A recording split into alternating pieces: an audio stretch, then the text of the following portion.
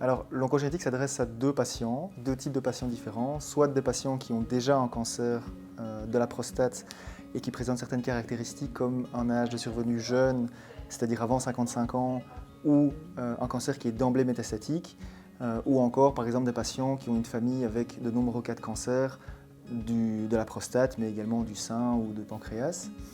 L'autre catégorie de patients à qui s'adresse l'oncogénétique, ce sont les apparentés, les proches, donc les enfants, les frères et sœurs, voire les parents, de patients chez qui on a mis en évidence une prédisposition génétique et à qui on peut proposer également le test.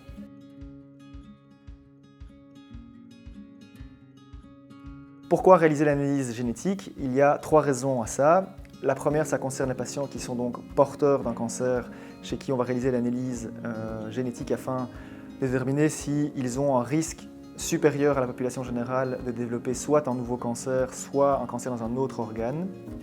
Auquel cas, s'il y a un risque plus important, on va mettre en place une stratégie de dépistage par des techniques d'imagerie notamment, à des fréquences plus importantes, c'est-à-dire plus élevées, et donc qui seront adaptées selon le risque de développer un cancer. Et d'autre part, on peut également discuter d'une chirurgie qu'on appelle prophylactique, ça veut dire une chirurgie avant l'apparition d'un cancer, et ce pour certains gènes et pour certains organes.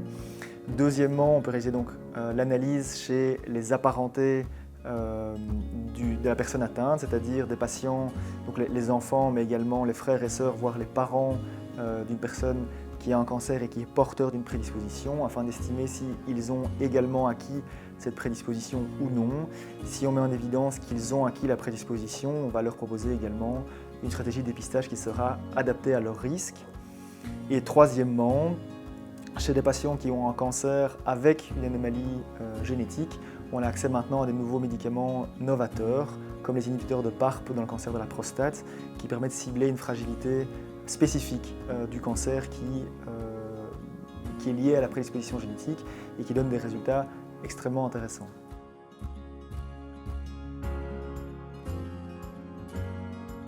Donc, en pratique, mes confrères m'adressent des patients susceptibles d'être porteurs d'une prédisposition en consultation. Et donc, durant la consultation, on refait ensemble l'arbre familial afin de déterminer s'il y a des cas de cancer dans la famille. Et puis, si l'analyse est indiquée, à ce moment-là, je prescris l'analyse. Il s'agit d'une prise de sang, d'un seul tube de prise de sang qui est pris en charge par l'INAMI. L'analyse est envoyée ensuite à un laboratoire de génétique qui va réaliser l'analyse. Cela prend en général 3 à 4 mois pour avoir la réponse ou le résultat. Et je revois ensuite le patient en consultation avec les résultats de l'analyse et on discute à ce moment-là du résultat et des conséquences que cela aura pour le patient et donc quelle stratégie de dépistage ou pas en fonction du résultat on va mettre en place.